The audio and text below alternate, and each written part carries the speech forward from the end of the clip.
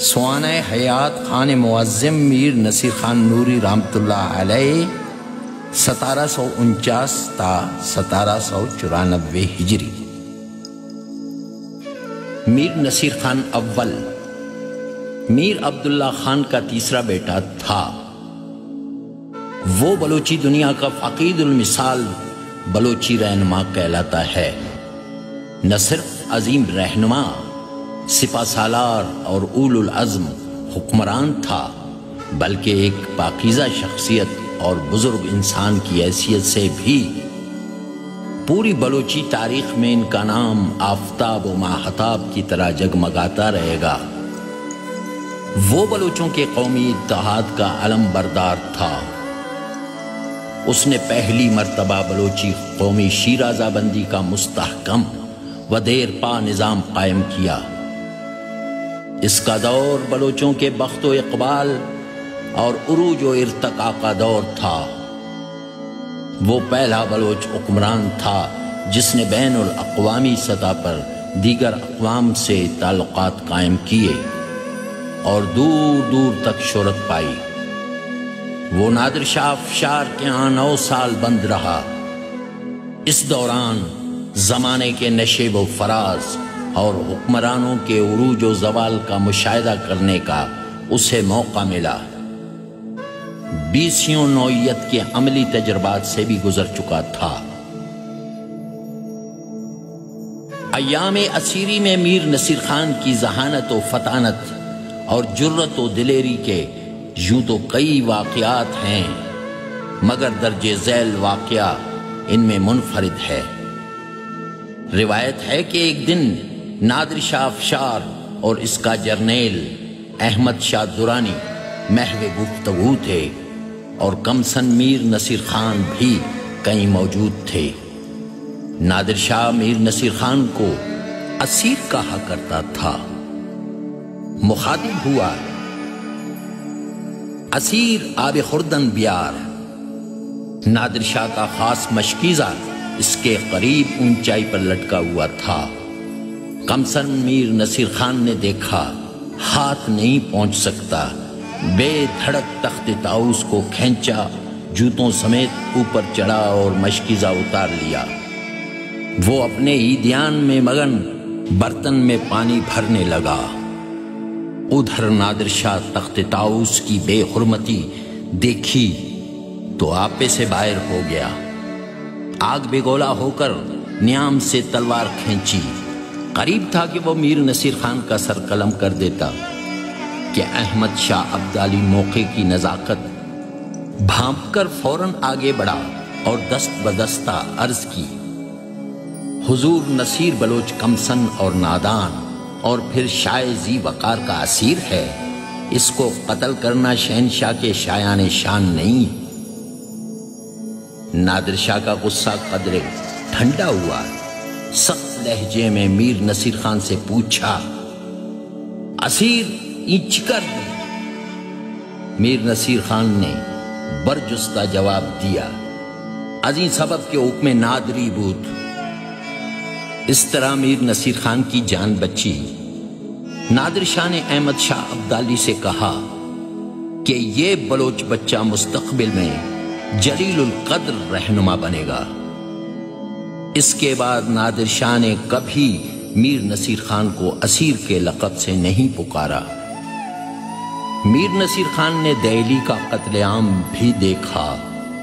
محمد شاہ رنگیلا کی ذلت آمیز شکست بھی کلہڑوں کا انجام اس کے سامنے تھا۔ خود نادر شاہ افشار جیسے طاقتور قہرمان بادشاہ کی ہلاکت، ایسے حادثات اس کی آنکھوں کے سامنے رونما ہوئے اور اس نے پھر یہ دیکھا کہ نادر شاہ افشار کو عالم پناہ کہنے اور قورنش بجا لانے والا احمد شاہ ابدالی شاہ افغانستان بن گیا۔ اس نے ان واقعات سے بہت کچھ سیکھا اور اخذ کیا۔ اپنی بلوچی حکومت کی کمزوریاں اس کے سامنے تھیں۔ وہ خدا ترس اور دیندار انسان تھا۔ اسے اپنی قوم سے بے پناہ محبت تھی۔ وہ عوام الناس میں نصیر خان ولی کے نام سے معروف تھا۔ میر نصیر خان اعظم نے قبائلی فوجی نظام کی بنیاد ڈالی، بلوچ پارلیمنٹ قائم کی، قوم کو ایک دستور العمل دیا جو شرع محمدی اور بلوچ روایات کا اسیں امتزاج تھا، دین اسلام کی ترویج و اشاعت کی، مملکت میں شرعی نظام رائج کیا، مسجدیں تعمیر کی، پابندی صوم و صلوات، ادائیگی زکوٰۃ اور دیگر دینی فرائضوں کے لیے سرکاری طور پر اقدامات کیے اور محکمے قائم کیے، غیر اسلامی رسوم یک قلم منسوخ کیے اور سچ مچ کا اسلامی معاشرہ صدیوں میں بلوچستان کی سرزمین میں دوبارہ قائم ہو گیا۔ میر نصیر خان نوری نے پورے دور حکومت میں تلوار ہاتھ میں لے کر بے شمار محاذوں پر شجاعت و بہادری کے کارہائے نمایاں انجام دیے۔ ذکریوں کے خلاف نصیر خان کی یورش نے احمد شاہ ابدالی کو مداخلت کا موقع فراہم کیا۔ وہ اپنے ذہن میں میر نصیر خان کو اپنا تابع حکمران تصور کرتا تھا۔ اس تصور نے اسے قلات پہ چڑھائی کی ترغیب دی، چنانچہ احمد شاہ نے قلات کا 40 دن کا محاصرہ جاری رکھا مگر ناکام ہوا۔ احمد شاہ ابدالی نے شاہ ولی خان بامزئی اور آخوند محمد حیات کے ذریعے صلح کی گفتگو شروع اور تحریری صلح نامے پر نتیجہ ہوا۔ صلح نامے کے نقاط یہ تھے: نمبر 1، خان قلات شاہ افغان کو کوئی خراج نہیں دے گا۔ نمبر 2، خان قلات آئندہ سان لشکر نہیں دے گا۔ نمبر 3، البتہ جب کبھی شاہ افغان کو اپنی حکومت افغانستان سے باہر لڑائی لڑنی پڑے تو خان قلات ایک دستہ لشکر امداد اس کو دیا کرے گا۔ نمبر 4، اس امداد کے عوض میں شاہ افغانستان خان قلات کو ایک مقرر رقم نقد، بارود وغیرہ اور اسلحہ جنگ دیا کرے گا۔ نمبر 5، شاہ افغانستان خان کے ریاستی معاملات میں مداخلت نہیں کرے گا۔ نمبر 6، خان کسی سدوزی شہزادے یا کسی اور افغان سردار کو جو حکومت افغانستان سے باغی ہو کر اس کے علاقے میں داخل ہو کسی قسم کی امداد یا پناہ نہیں دے گا اور نہ ہی افغانستان کے اندرونی معاملات اور تنازعات میں حصہ لے گا۔ نمبر 7، خان کے جو علاقے اس شاہ افغانستان کے قبضے میں آ چکے ہیں وہ خان قلات کو واپس کر دیے جائیں گے۔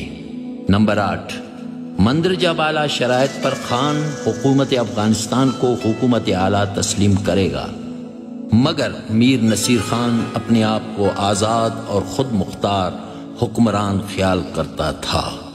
اس حیثیت سے وہ باطل کے خلاف برسر پیکار تھا اور اصلاح احوال کے لیے کوشاں تھا۔